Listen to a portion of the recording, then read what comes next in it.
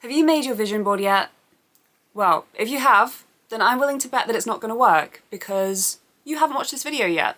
You have not talked about or thought about one of the major players in the reason why your vision board is not going to work. It's because of shame. Shame is one of these things that gets taught to us at such a young age.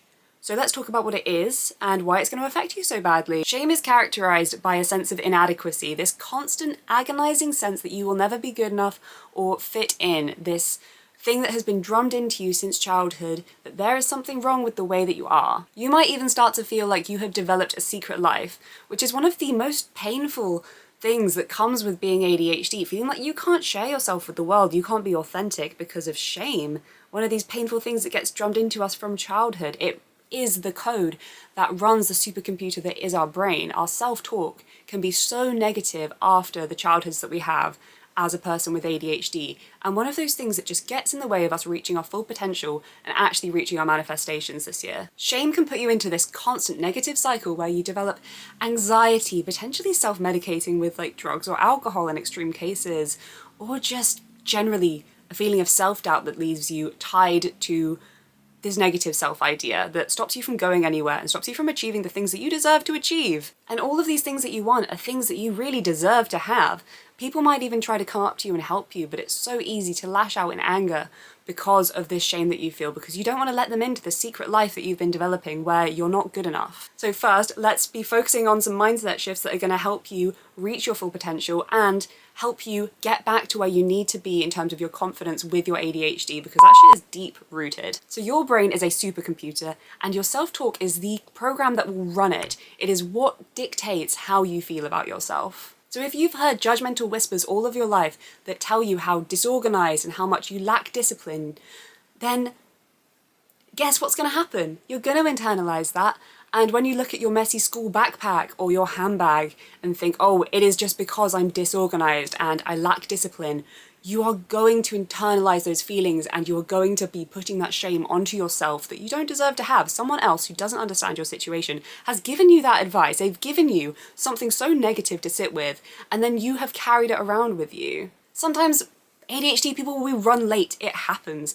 But if every time you're late to a class or a meeting, you think to yourself, I'm lazy, I'll never get ahead, I never show up, you think these negative, horrible things about yourself and they become true because it is all that you can see in yourself. In my opinion, a better piece of code to run your supercomputer on is expecting respect. You can say no. Instead of internalizing all of these negative things that people say about you, you deserve to be respected, and if people are unkind to you, deliberately cruel for things that you know are out of your control, or things that they should be more understanding of as, say, members of staff, as colleagues, as a teacher, you have the right to say no and to set a boundary there that this is inappropriate. And you can start with just the word no.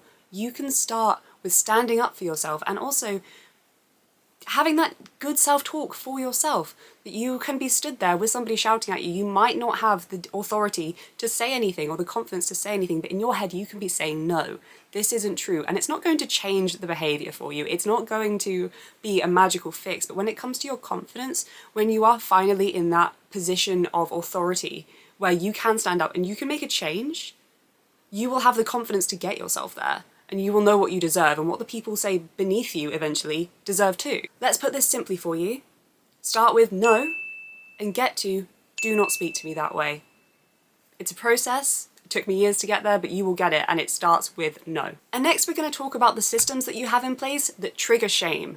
The things that cause you to be undisciplined, unorganized, in like neurotypical speak, that we're going to change to help build your confidence, because you're not going to be triggered to act that way again because your systems will have changed completely. It's a lot like atomic habits, except you have to make them work for your ADHD brain instead of the neurotypical brain. I found atomic habits to be a little bit extreme for me, just didn't work for my willpower. So let's use me as an example.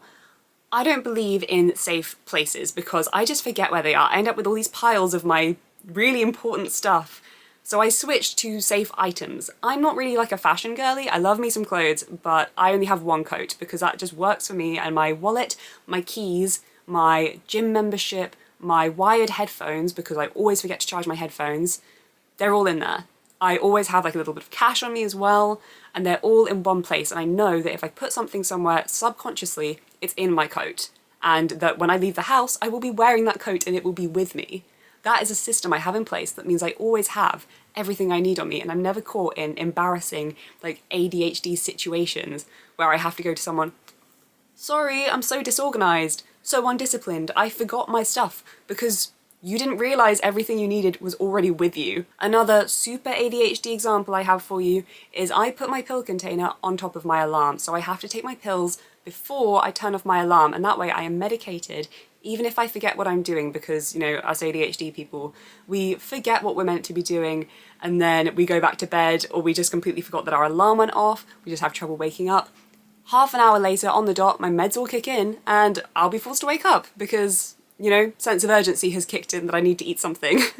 Might not be the healthiest thing to do, but often I have some food with me anyway. I'll have a protein shake in the morning before I go to the gym so that I have something to digest with my medication with. I just don't think that setting everything up in advance is that good for ADHD minds, because we forget, we get tired, our fatigue is just so much worse than other people's. So having simple things you have to do like once a month, that works so much better for you. My protein shakes are mixed with berries and all of the nutrients that I need in like a lunchtime meal, let's say, and I've frozen them as cubes, and I know how many of those cubes I need, because that way I don't have to go through all of the steps of washing everything up.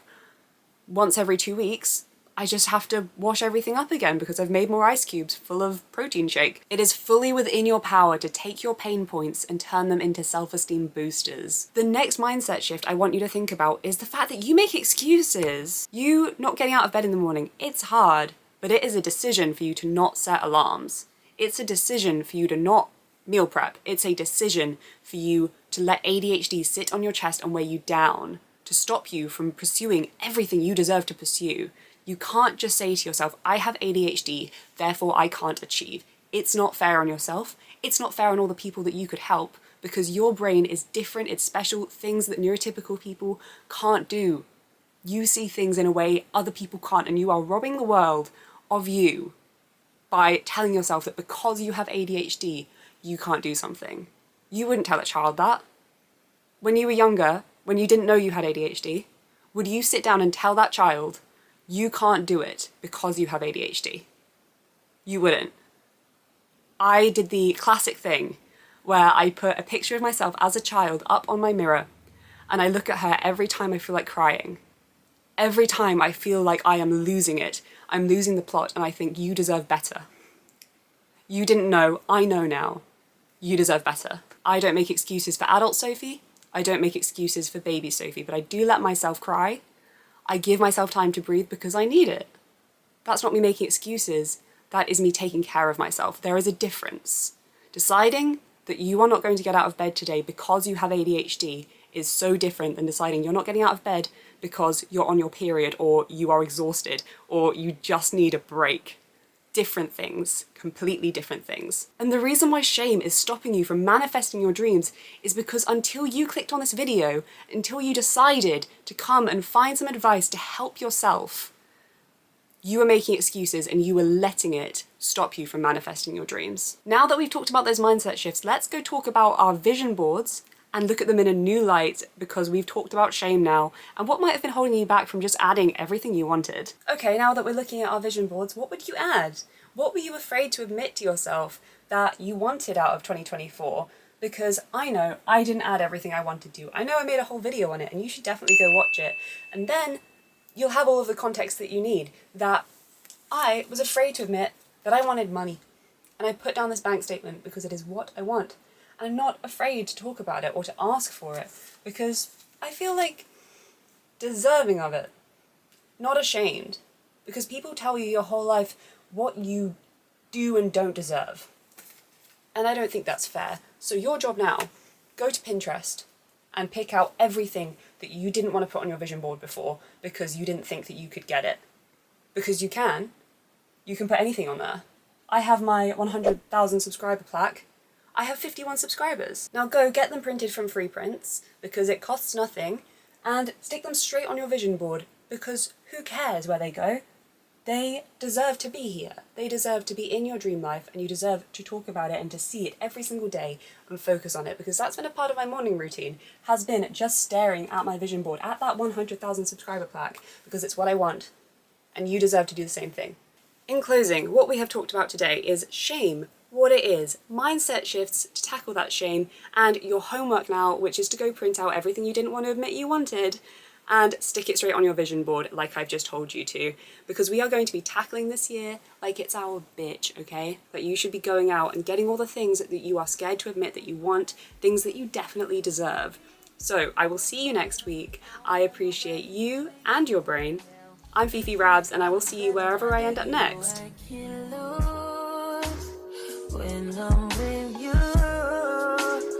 how can us lose and miss the moment? You just too important. Nobody like you do. I can't